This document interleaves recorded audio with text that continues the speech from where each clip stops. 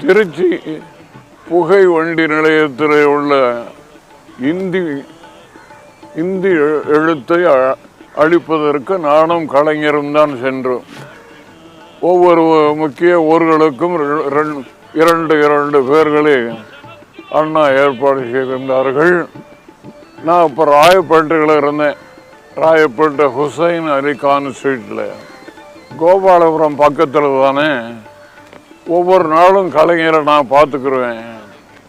ஒரு நாள் போனேன், அனிபா ரயிலில் போனால் நம்ம 2 பேரையும் அரெஸ்ட் பண்ணுவாங்கன்னு செய்தி வந்திருக்கு. அதனால் என் கார்லேயே போயிடுவோமே, நல்லது அப்படின்னு சொல்லியிருந்தேன். அந்த பிறப்புற அன்னைக்கு சாயந்தரமாக ஒரு இருட்டு நேரம், டவுனில் ஒரு கூட்டம்.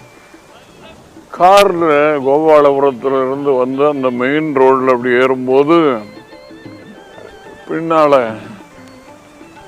யாரோ விரட்டிக்கிட்டு வர்றது மாதிரி தெரிஞ்சு.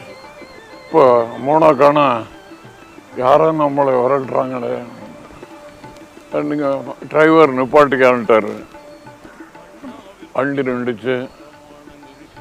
வேகமாக வந்தது வேறு யாரும் இல்லை, நம்முடைய மரியாதைக்குரிய கணேசன் அவர்கள், சிவாஜி அவர்கள். அவர் அப்படியே இந்த ஓட்டத்தில் ரொம்ப இழப்பு. மூணாக்கானா வண்டியில் நானும் வந்துடுறேன், ஏறி உட்காரியா அப்படின்ட்டார். போனோம். கூட்டம் முடிஞ்சு சாப்பாடு முடிஞ்சு காரில் ஏறி உட்கார்ந்தோம்.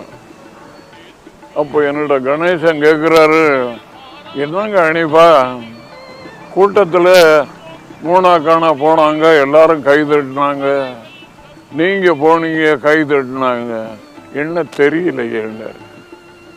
நான் சொன்னேன், உன் படம் ஏவிஎம் செட்டுக்கு உள்ளே இருக்கு, அது வெளியே வந்ததுக்கு பிறகு ஒன்று ரொம்ப எல்லாத்துக்கும் தெரியுங்க.